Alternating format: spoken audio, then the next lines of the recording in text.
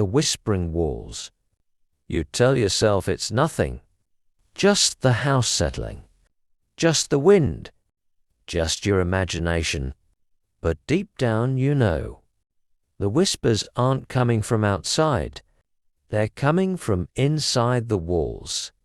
It starts softly a-rustling, like paper-thin fingers scratching at the plaster.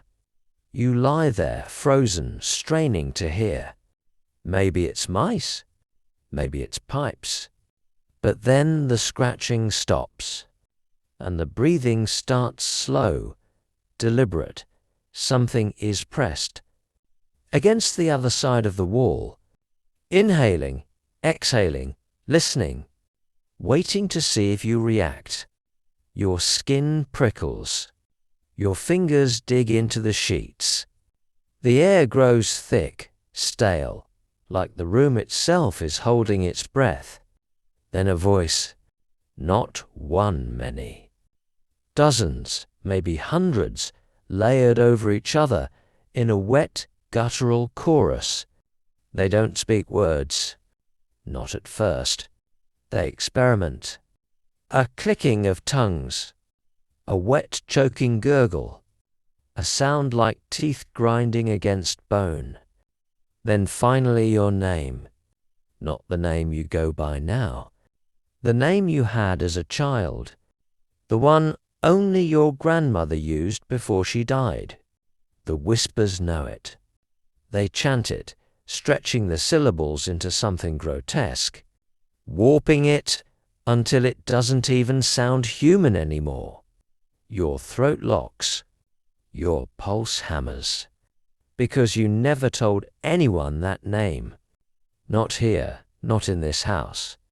The whispers grow louder, more urgent. They're not just in the walls anymore, they're in the air, curling around your ears like smoke, slithering into your lungs with every panicked breath. The room tilts, the shadows deepen, and then, beneath the cacophony of voices, you hear the other sound, the one that doesn't belong. A knock, not on the door, not on the window. From inside the wall, something is in there, something that shouldn't exist, something that has been there for a very, very long time. And it's not just whispering anymore. It's laughing, a wet, choking sound, like a corpse trying to remember how to breathe. The laughter grows, twisting into a scream, a wail, a sound so wrong it makes your teeth ache. The plaster cracks. Dust drifts from the ceiling. And then silence. You don't move. You don't blink. You barely even breathe. Because you know with a certainty that sinks like a stone in your gut that the thing in the wall is holding its breath too, waiting, listening, hungering. And then, just as your muscles start to unlock, just as you dare to hope it's over, the whispers return. But this time, they're not coming from the walls. They're coming from under the bed. And they're not whispering in your ear. They're whispering in each other's. Talking about you. Planning. Waiting for you to sleep. Here are the remaining 5 key points, expanded into full, terrifying narratives, each written in the same immersive, slow-burning horror style. 2. The shadow figure. At first, you think it's just a trick of the lighter shadow cast by the street lamp outside, maybe the way your curtains shift in the draft. But then you blink, and it's still there. Tall. Too tall. Shoulders hunched, limbs stretched too long. Fingers dangling like they've been pulled from their sockets. It stands at the foot of your bed, motionless. Its face a void darker than the room around it. You tell yourself it's sleep paralysis. You tell yourself you're dreaming. But then your phone buzzes on the nightstand.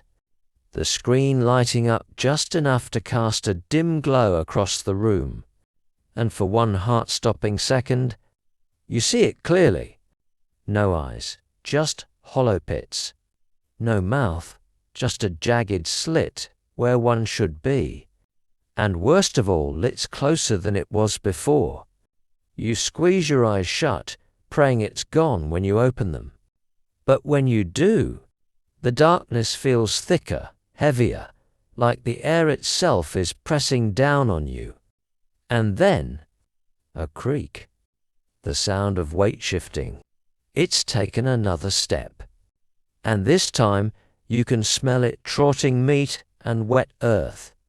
The stench of something buried too long. Your breath hitches. Your fingers tremble.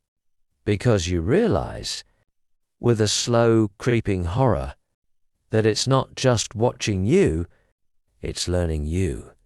Memorizing the way you breathe, the way your pulse flutters in your throat, the way your fingers twitch when you're too afraid to scream, and when it finally moves again, it won't be a shadow anymore. It'll be real. 3. The cold hand. You're almost asleep when you feel it, a sudden biting cold against your ankle, like someone dipped their fingers in ice water and pressed them against your skin. You jerk away, but the cold follows. It slithers up your leg, slow and deliberate, fingers tightening like a vice. You kick, you thrash, but the grip only gets stronger. The cold sinking deeper, burning now, like frostbite setting in, and then pressure, a slow, relentless pull, dragging you toward the edge of the bed. You scream, but no sound comes out. You claw at the sheets, but your fingers pass right through them, like they're not even there. The cold spreads, crawling up your legs, your hips, your chest, until your lungs seize and your breath comes out in ragged, visible puffs.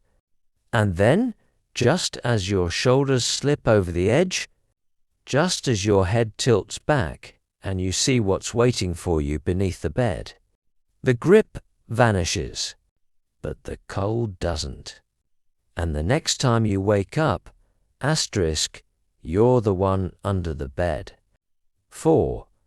The breathing under the bed. It starts with a sound, soft, rhythmic, almost like your own breathing. But you're holding your breath, and the sound keeps going. You strain your ears, praying it's just the wind, the house settling, anything but what you know it is. Then a wet, ragged inhale, a shuddering exhale. Too close. Too human. You don't move. You don't breathe. You just listen as the breathing slows, as it syncs with yours, matching you breath for breath, and then it stops. Complete silence. Your heart pounds. Your fingers dig into the mattress. And then, just as you dare to hope it's over, you feel a warm, rancid puff of air against your ear, from under the pillow. 5. The reflection that stays. You catch it out of the corner of your eye. Your reflection in the mirror. Across the room, only you're lying down, and your reflection isn't. It's sitting up, staring, smiling. You bolt upright, heart hammering, but the reflection doesn't move. It just watches. Its grin stretching wider, too wide. Splitting at the corners like old paper, you reach for the lamp, fumbling for the switch. But before your fingers can find it, the reflection blinks. And when its eyes open again, they're not yours anymore. They're black. And they're hungry. 6. The door that wasn't there before. You've lived in this room for years. You know every crack in the ceiling, every creak in the floorboards, which is why you know there was never a door there before. But tonight, there it is, old warped wood, the paint peeling like dead skin. And it's slightly open, just enough to see the darkness inside, a darkness that moves. You tell yourself you're imagining things. You tell yourself to close it and forget about it. But when you reach for the handle, the wood is warm, like something just pressed against it from the other side. You slam it shut. You lock it. You push your dresser in front of it, just to be sure. But when you wake up the next morning, the door is open again. And this time there are footsteps coming from inside. 1. The whispering walls. At first you tell yourself it's the wind, or the house settling, or even your own tired mind playing tricks. Just faint muffled murmurs seeping through the walls as you lie in bed, too quiet to make out words. You press your ear against the plaster, straining to listen, but the whispers scatter like roaches when you focus too hard. So you ignore them? Big mistake, because they don't ignore you. Night after night, they grow louder. More insistent trasping voices threading through the dark, overlapping in jagged, broken syllables. You catch fragments. Help us. Let us in. Asterisk, you're already dead. Your skin prickles. Your breath hitches. And then, one terrible evening, you make the worst mistake of all you whispered back. Asterisk, who are you? The room falls silent. For one blissful second, you think it's over. Then the walls scream. A chorus of shrieks, howls, and sobs erupts around you. The voices clawing at your skull like they're trying to burrow inside. And then, as suddenly as it started, it stops. The silence is worse. Because now, when you think a thought, please stop, the walls answer. In your voice, mimicking you perfectly, laughing, learning, waiting for the next time. You're weak enough to listen. 2. The shadow figure. You wake up at 3:17. Same as every night to the weight of eyes on you. At the foot of your bed, it stands, tall, too tall, a human-shaped void, darker than the dark around it, featureless except for the way its presence twists the air. The first night, it was just watching. The second, it took a step closer. Now it's halfway up the mattress. Its elongated limbs bending at impossible angles as it leans over you. You can't move. Can't scream. The cold seeps into your bones, a slow paralysis creeping up your legs. You squeeze your eyes shut. Praying it's sleep paralysis, and you feel the mattress dip beside you. A dry skeletal finger drags across your ankle. When you finally force yourself to look, it's gone. But the next morning, 5 blackened fingerprints remain, burning like frostbite. 3. The vanishing reflection. It starts with a blink. You're brushing your teeth half asleep. When you notice your reflection's eyes close a second after yours, you freeze. It doesn't. It tilts its head, studying you with a curiosity that isn't yours. You step back. It steps forward, pressing a palm against the glass. The surface ripples like water.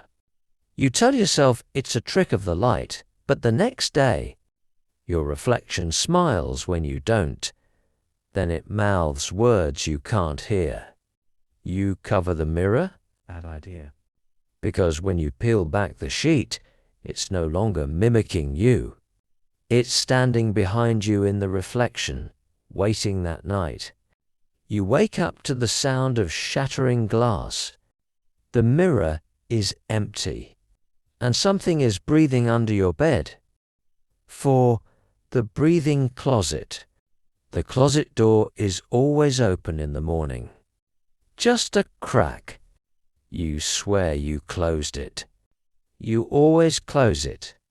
But night after night, the hinges creak, swinging wide into pure blackness. No light reaches inside. No shadows move, just breathing, slow, wet, labored, like something's drowning in its own lungs. You tell yourself it's the house settling, until one night you hear the click of teeth snapping shut. Something shuffles in the dark. A single guttural whisper, *I see you. You slam the door. It doesn't latch. The breathing speeds up, ragged, hungry, and then drip. Something warm and thick splashes onto your floor. You don't look. You can't look. Because whatever's in there isn't waiting for permission anymore. 5. The phantom touch.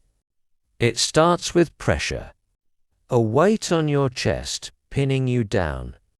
You try to move, can't try to scream, nothing comes out. The air is freezing. Fingers, invisible and corpse gold, trail up your ribs, circling your throat. You feel nails, a palm pressing over your mouth. A voice inches from your ear, *she. Every night it gets bolder. The hands linger longer. They leave bruises in the shape of grasping fingers. Your skin mottled with frostbite. Doctors call it sleep paralysis. You know better, because last night you saw them. Translucent, rotting fingers curling around your wrists, dragging you deeper into the mattress, and when you finally broke free, your sheets were damp with grave dirt. 6. The repeating nightmare. The dream is always the same. You're in your bed. The hallway light is on, casting a long thin strip of gold under your door. Then thud. Something heavy hits the floor out there. Drag, scrape. A wet, choked gasp. The door creaks open. A hand, slick with blood, claws at the frame. A face half peeled stares at you with bulging, unblinking eyes. You let me in? It gurgles. You wake up screaming. Night after night. Until one morning you don't. You wake up to silence. To your door slightly ajar. To a trail of crimson smears leading from the hallway. To the foot of your bed,